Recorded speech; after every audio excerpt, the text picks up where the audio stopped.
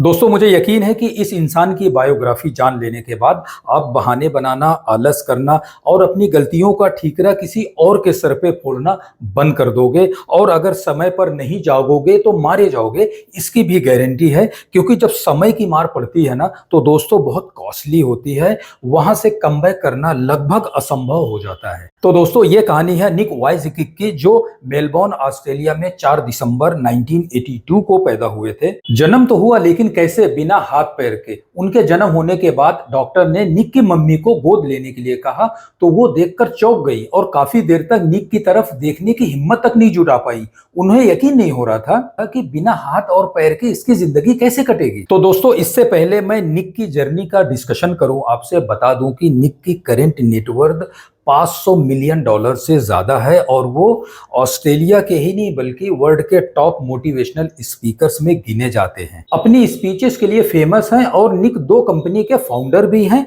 Life without limbs, जो कि non profitable organisation है जो ऐसे ही लोगों के लिए काम करती है, और दूसरी कंपनी एटीट्यूड इज एल्टीट्यूड। निक ने एक बुक भी लिखी है अपनी बायोग्राफी की, मैंने डिस्क्रिप्शन में उसका लिंक डाल दिया है, आप फ्री में एक्सेस कर सकते हैं। लगभग 350 पेजेस की ये बुक है, मैंने पढ़ी है, आप भी पढ़ें, आपको फायदा मिलेगा।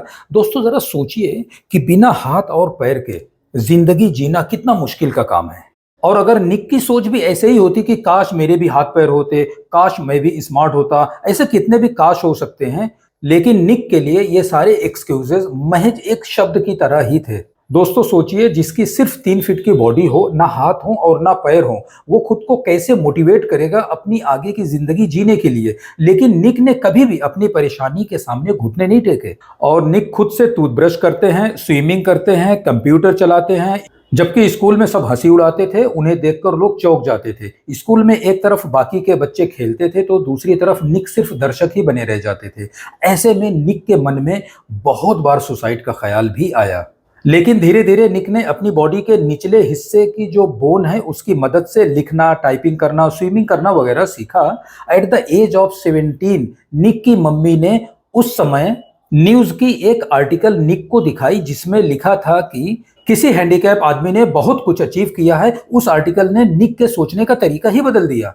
निक के पास अकाउंट एंड फाइनेंशियल में बैचलर की डिग्री भी है।